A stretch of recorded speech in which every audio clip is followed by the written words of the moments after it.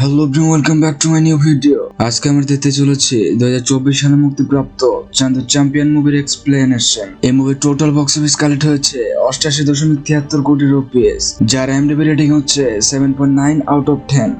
মুভির ডিরেক্টর হচ্ছে কবির খান। ছোট্ট গ্রাম থেকে উঠে আসা একটি ছেলে অলিম্পিক্সে গোল্ড মেডেল জেতার জন্য কঠোর পরিশ্রম করে। শেষ পর্যন্ত ছেলেটি গোল্ড মেডেল পায় কিনা সেটাই এই মুভিতে দেখবো। তো চলুন কথা না বলে শুরু করা যাক আজকের মুভির এক্সপ্লেনেশন।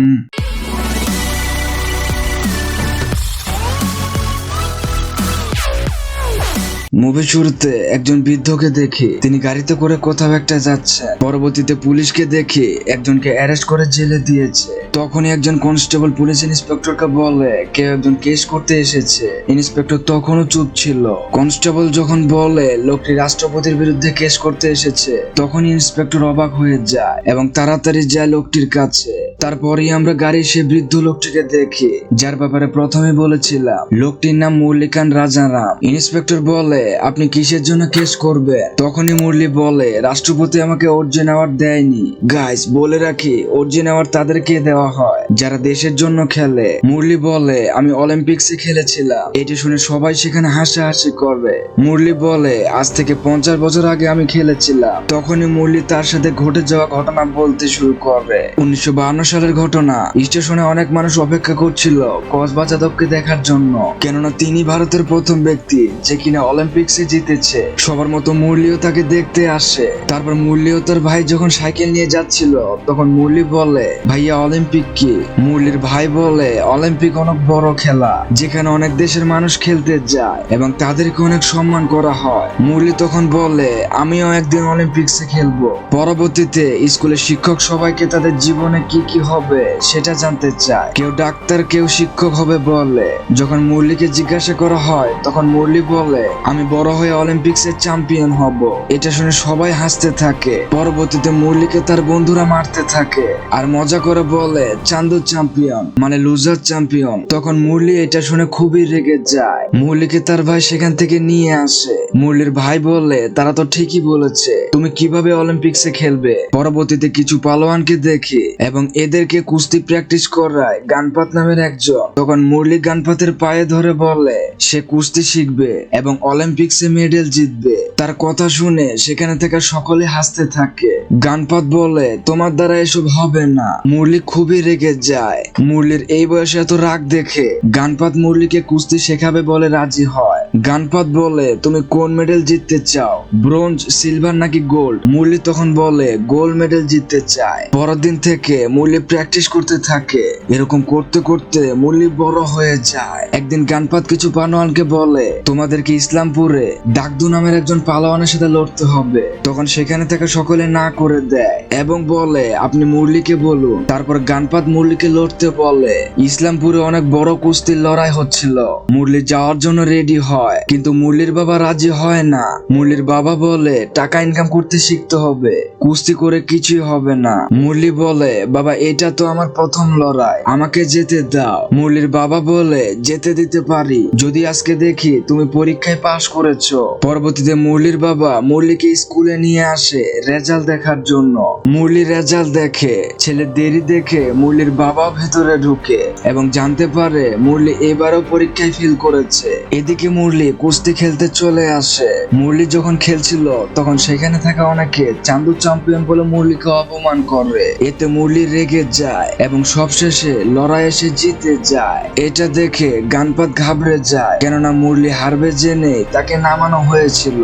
মুরলির ভাই সেখানে আসে এবং তাকে পালিয়ে যেতে বলে, কেননা মুরলি যাকে হারিয়েছে তাদের লোক মুরলিকে ধরবে। এই শুনে মুরলি সেখান থেকে দৌড়ে পালিয়ে যায় এবং পেছন পেছন কিছু লোক তাকে ধরার জন্য আসে। কিছুক্ষণ পর মুরলি একটা ট্রেনে উঠে পড়ে। ট্রেনে কার্নেল নামে একজনের সাথে দেখা হয়। পরবর্তীতে মুরলি কার্নেলকে সব খুলে বলে। তখন কার্নেল বলে তুমি আর্মিতে যোগ দাও, সেখান থেকেই তুমি অলিম্পিক্সে খেলতে পারবে। কার্নেল ও মুরলির মতো অলিম্পিক্সের স্বপ্ন নিয়ে আর্মিতে যোগ দেওয়ার জন্য যাচ্ছে। পরের দিন আর্মির জন্য মাঠ পরীক্ষা হয় এবং অবশেষে মুরলি ও কার্নেল আর্মিতে চান্স পেয়ে যায়। পরবর্তীতে তাদের ট্রেনিং শুরু হয়। একদিন মুরলি সহ সবাই যখন আড্ডা দিচ্ছিল, তখন মুরলি বলে সে এখান থেকে অলিম্পিক্সে খেলবে। এই কথা শুনে সকলেই হাসতে থাকে। এতে করে মুরলি রেগে গিয়ে মারামারি শুরু করে দেয়। দেয়। কিছুক্ষণ পর সেখানে অফিসার চলে আসে। মুরলির এসব কাণ্ড দেখে তাকে এখান থেকে বের হয়ে যেতে বলে। মুরলি বলে সে এখান থেকে যাবে না, কেননা তার ছোট থেকেই স্বপ্ন সে একদিন অলিম্পিক্সে গোল্ড মেডেল জিতবে। অফিসার বলে কালকে সকালে টাইগার আলী জিমে যাবে। পরের দিন টাইগার আলীকে দেখি টাইগার আলী সবাইকে বক্সিং এর জন্য তৈরি হতে বলে। মুরলিকে বলে সে যাতে গ্লাভস পরে নেয়। কিছুক্ষণ পর অফিসার এসে টাইগার আলীকে জানায় মুরলি এর আগে কখনোই গ্লাভস পরেনি। টাইগার আলী মুরলিকে সেখান থেকে বেরিয়ে যেতে বলে। মুরলি বলে স্যার আমাকে একটা লাস্ট সুযোগ দেন, আমি পারবো। টাইগার আলী বলে তুমি যদি 1 মিনিটের মধ্যে একজনের মুখে মারতে পারো তাহলে আমি তোমাকে বক্সিং এ নিব।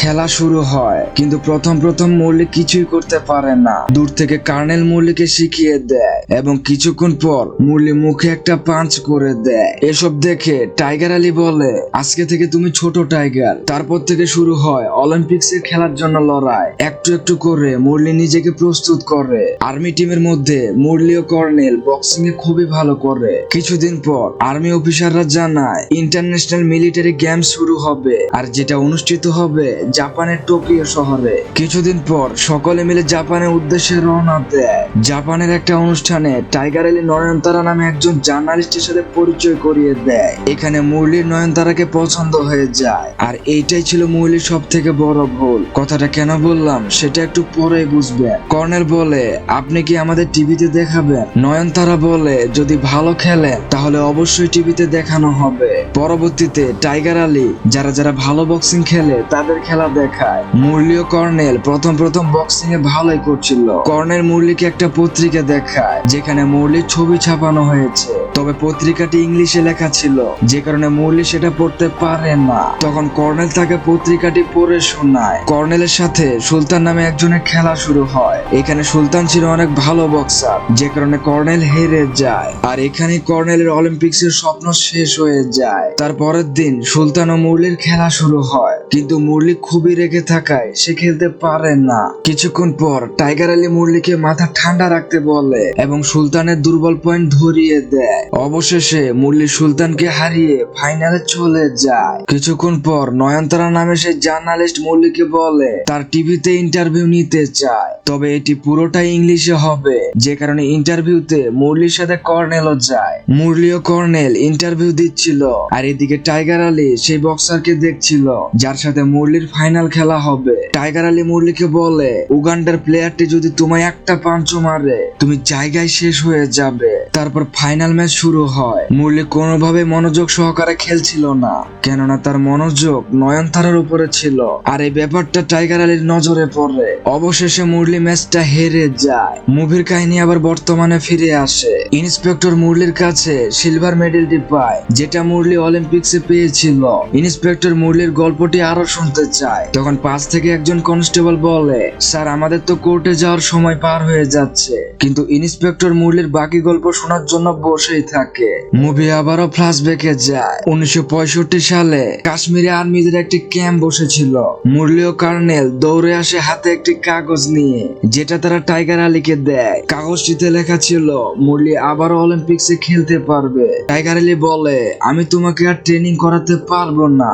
মুরলি বলে স্যার আমায় একটা শেষ সুযোগ দিন। তার কিছুক্ষণ পরে তাদের উপর হামলা চালানো হয়। তারা সেখানে লড়াই করতে থাকে, কিন্তু বেশিক্ষণ তারা লড়াই করতে পারে না। কর্নেল সেখানে গুলি খেয়ে মারা যায়। কিছুক্ষণ পর মুরলিরও গুলি লাগে এবং মুরলি মাটিতে লুটিয়ে পড়ে। এই ঘটনা 2 বছর পেরিয়ে গেছে। মুরলি একটা হাসপাতালে তখনও অজ্ঞান হয়েছিল। তারপর সেই হাসপাতালে আর্মি অফিসার আসে মুরলিকে দেখতে। মুরলির জ্ঞান ফিরেছে, সেই জন্য অফিসার মুরলির কাছে যায়। তখনই মুরলি অফিসারের গলা চেপে ধরে, কেননা মুরলির তখনও মনে হচ্ছিল যে সে শত্রুদের কাছে বন্দী আছে।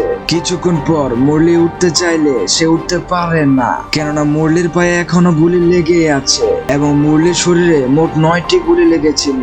অফিসার মুরলির অপারেশনের জন্য মুম্বাই হাসপাতালে পাঠায়। পরবর্তীতে মুরলির অপারেশন হয়। মুরলিকে দেখার জন্য তার মা, বাবা ও ভাই আসে, কিন্তু তখনও মুরলি উঠতে পারছিল না। কিছুক্ষণ পর ডাক্তার জানায় মুরলির পায়ের গুলি বের করা যায়নি, মুরলি কখনোই হাঁটাচলা করতে পারবে না। এসব শুনে মুরলি খুবই কান্না করতে থাকে। মুরলি ও তার ভাই বিচে দাঁড়িয়েছিল। মুরলি তার ভাইকে বলে আমি বাসায় যেতে যেতে চায়। তার ভাই বলে মায়ের বয়স হয়েছে, বাবা আর আমি দোকান করে খুব কষ্টে সংসার চালাই, তাহলে তোর চিকিৎসার খরচ কিভাবে চালাবো, তার চেয়ে এইখানেই থাক, ভালো থাকবি। এইসব শুনে মুরলি আরো বেশি করে কান্না করে। মুরলির মা সহ সকলেই চলে যায়। আসলেই এই মুহূর্তটা ছিল অনেক করুণ। মুভি আবারও বর্তমানে আসে। পুলিশ স্টেশনে থাকা সকলে কান্না করে ফেলে। তখন কোর্ট থেকে ফোন দেয়, যে কারণে তাড়াতাড়ি চলে যেতে হয়। মুরলি ও তার ছেলে যখন বাসে করে যাচ্ছিল, তখন মুরলি তার ছেলেকে বলে, আমার আরেকটি ঘটনা আছে যেটা আমি কখনোই কাউকে বলিনি। মুভি আবারও ফ্ল্যাশব্যাকে যায়। মুরলি সাঁতার কাটছিল, তখনই সেখানে টাইগার আলী আসে। মুরলি টাইগারকে বলে, স্যার কর্নেলের কথা খুবই মনে পড়ে, কর্নেল যদি না থাকতো তাহলে হয়তো আমি এখানে আসতাম না। টাইগার আলী বলে, চলো তোমাকে এক জায়গায় নিয়ে যায়। তারপর তারা বক্সিং লড়াই দেখতে যায়। টাইগার আলী মুরলিকে বলে, তুমি কি তোমার অলিম্পিক্স এর স্বপ্ন ভেঙে দিয়েছো?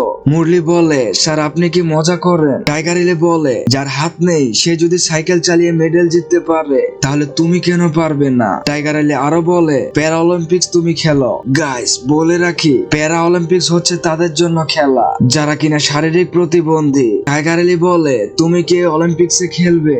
মুরলি রাজি হয়ে যায়। পরের দিন থেকে মুরলি কঠোরভাবে পরিশ্রম করা শুরু করে।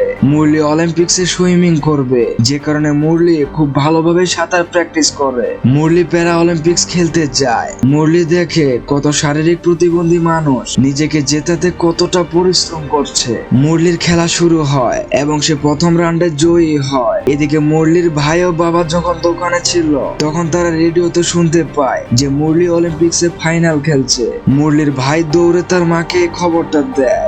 গাইস সত্যি বলছি, মুভির এই পার্টটাতে নিজের চোখের পানি ধরে রাখতে পারেনি। মুরলির অলিম্পিক্স এর ফাইনাল রাউন্ড শুরু হয়। মুরলি সাঁতার কাটতে থাকে। প্রথমে সে পিছিয়ে পড়ে, তখনই তার অনেক কথাই মনে পড়ে যায়। তার মনে পড়ে কত মানুষ তার স্বপ্নকে নিয়ে মজা করেছিল।